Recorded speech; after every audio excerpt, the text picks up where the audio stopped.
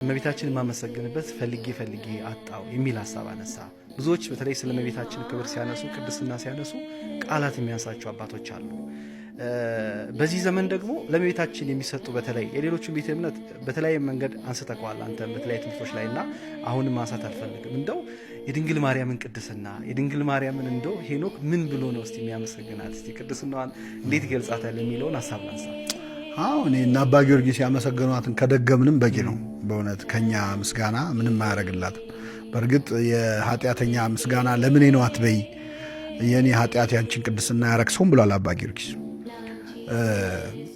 በጣም የሚገርመው አባ ጊዮርጊስ ዘጋስጫ እመቤታችንን አመስግኖ በተለይ አርጋኖን በጣም የሚወደው እሷም የወደደችለት ስራዋ ነው እና የመጨረሻ ንግግሩ ምን እንደሆነ ታውቃለህ?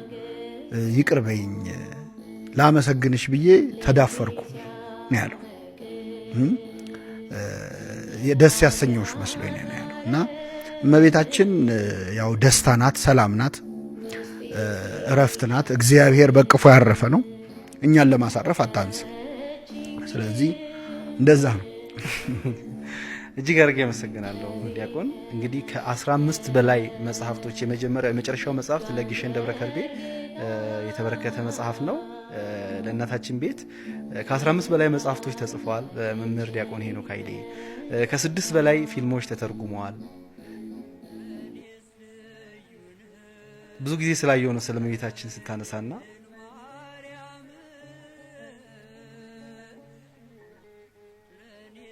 የእመቤታችንን ክብር የእመቤታችንን በረከት የቀመሰው ያውቀዋልና ብዙ ጊዜ ስለ እመቤታችን ስታነሳ መድረክ ላይ ስለምሰማ እንደው እንዲገለጽ ስለፈለኩ ነው በአንተ ሐሳብ ያነሳሁትና ዲያቆን ሄኖክ ኃይሌ እንግዲህ ከ15 በላይ መጽሐፍቶችን እንዲሁም ደግሞ ከ6 በላይ ፊልሞችን በትርጉም ደረጃ ከዛ ባለፈ ደግሞ ወደፊት የሚወጡ እጅግ የተለያዩ ጥበባዊ ስራዎች አሉ። የመዝሙርና ግጥም ዜማዎች በጣም እጅግ ብዙ ቅድም የጠቀስነው አለ። ቤተክርስቲያንን አንተውም ከቶ በዚህ ዘመን እንደ ቤተክርስቲያን እንደ አርማ የሚዘመር መዝሙር ነው። ይሄንን ወንድማችን ዲያቆን ሄኖክ ኃይሌ ደርሶት እዚያ አድርሶታል ማለት ነው።